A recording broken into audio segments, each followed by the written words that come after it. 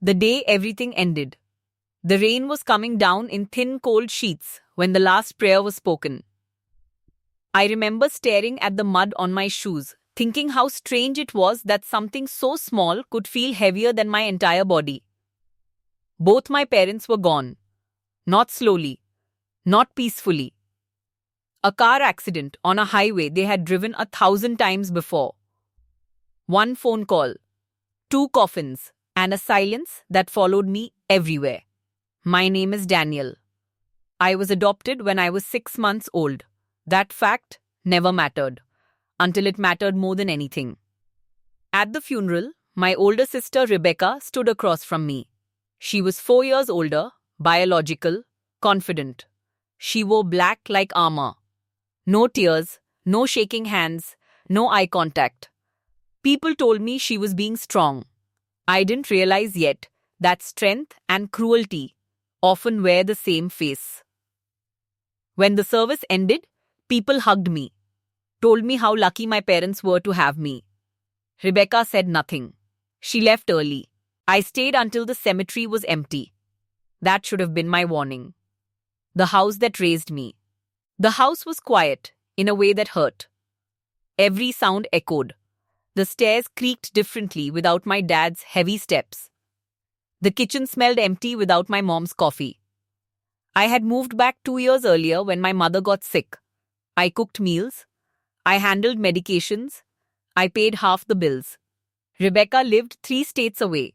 She visited twice. Still, I believed family was family. The morning after the funeral, the front door opened without a knock. Rebecca walked in with a suitcase. "We need to talk about the house," she said. I thought she meant memories. I was wrong. The lawyer's office. 2 days later, we sat across from a lawyer who smelled like old paper and authority. Rebecca was prepared. I wasn't. The will was read slowly. The house went to Rebecca. Savings were split. I felt the room tilt. "But I lived there," I said. Rebecca didn't even look at me. "She's the legal homeowner," the lawyer said carefully. Rebecca finally turned. "You'll need to make arrangements." Arrangements. Like I was temporary. 30 days. In the driveway that night, she crossed her arms. 30 days, she said. "That's generous." I laughed. Because disbelief is sometimes louder than anger. "This is my home," she sighed. "You were adopted, Daniel. This is different." That word erased years of birthdays, scraped knees, and bedtime stories. Being erased.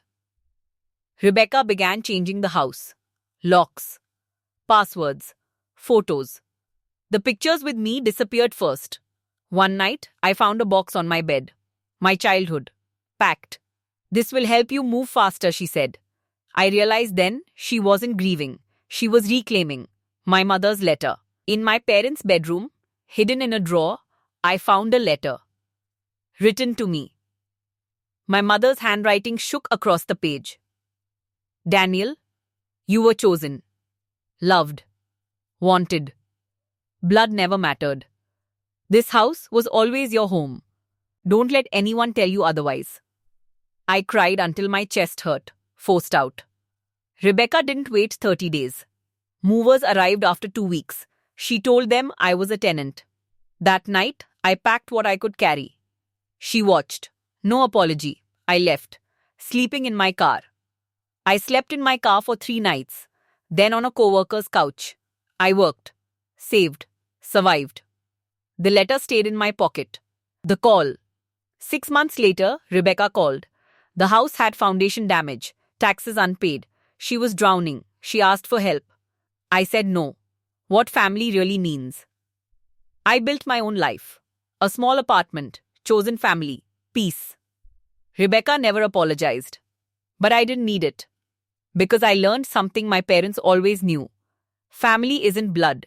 It's love that stays. The weeks I was never meant to stay. The silence after.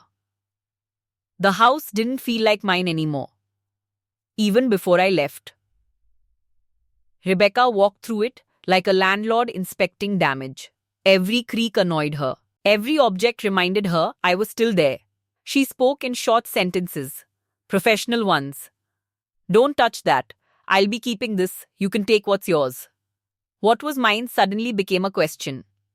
The living room couch, where I had slept beside my mother during chemo nights? Not mine. The dining table, where my dad taught me how to balance a checkbook? Not mine. According to Rebecca, memories had ownership. And I didn't qualify. The way she looked at me. One afternoon, I caught her staring at me. Not with anger, with calculation. Like she was trying to remember when I stopped being her little brother and started being a problem. You always got more attention, she said suddenly. I blinked.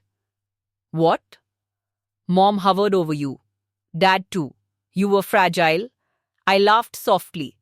I was 6 months old when they got me, she shrugged. Exactly. That was the moment I understood. This wasn't about the house. It never was. The papers she didn't tell me about. A week later, I found an envelope on the kitchen counter. Eviction notice. Formal. Typed. Legal. Dated before the funeral. My hands shook. You planned this? I asked her. She didn't deny it. I had to protect myself. From me. Her brother. Packing a life into boxes. I packed slowly. Not because I had time. Because every object fought back. My dad's old jacket. My mom's handwritten recipes. A graduation photo where they stood behind me, smiling like they'd won something. Rebecca hovered in the doorway. Don't take that, she said when I reached for the photo album. They're my parents too. So was I whispered. She looked away. The night everything broke. The night before I left, the power went out.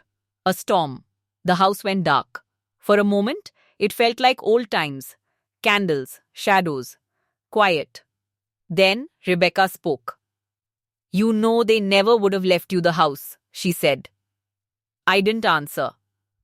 They loved you, she continued, but they knew you weren't really theirs. Something inside me cracked. I stood up. They chose me, I said. Every day, she scoffed. That doesn't change blood. I grabbed my coat. Neither does cruelty, leaving before morning.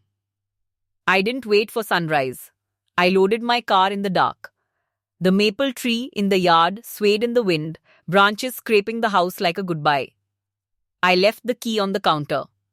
Not because I had to, because I was done asking to belong. What I took with me. I didn't take furniture or money. I took the letter. And the certainty that love is proven by choice, not chromosomes. When I drove away, the house stayed behind. But my parents didn't. They went with me. The truth that outlived the house. Sleeping with one eye open. My car became my bedroom. Not all night. Just enough to remind me how fast life can collapse. I parked in quiet streets. Near grocery stores. Under broken streetlights. I kept my jacket on. Every sound startled me. But worse than fear was shame, the kind that whispers, you weren't enough to stay. Every morning I washed my face in public bathrooms and went to work like nothing was wrong. No one knew, except me. And the letter in my pocket. The job that saved me. My supervisor noticed first. You look tired, he said. I almost laughed. Instead, I told the truth. Not all of it, just enough. He didn't ask questions. He offered overtime. Then a couch. Then silence. The respectful kind. For the first time since my parents died, someone helped without asking what they'd get back. The house begins to rot. 6 months passed. Then my phone rang. Rebecca. I stared at the screen until it stopped buzzing. Then it rang again. I answered. Her voice was different. Smaller. The house had problems. Foundation cracks. Electrical damage from the storm. Back taxes my parents never told anyone about. The house she fought for was eating her alive. The question. I need help. She said. There it was. Not an apology. Not regret. A transaction. She asked if I could co-sign a loan. because my credit was better, because I was still useful. I closed my eyes, saw my mother's handwriting, heard my father's laugh, and finally understood something. Love doesn't keep score, but self-respect does. The answer. I can't, I said. Silence. You owe me, she snapped. For what? For everything mum and dad gave you. I smiled. They gave me love. I said, you took the house? Then I hung up. The last thing my mother left me. Months later, I opened the letter again. I noticed something I'd missed. A second page. Folded smaller.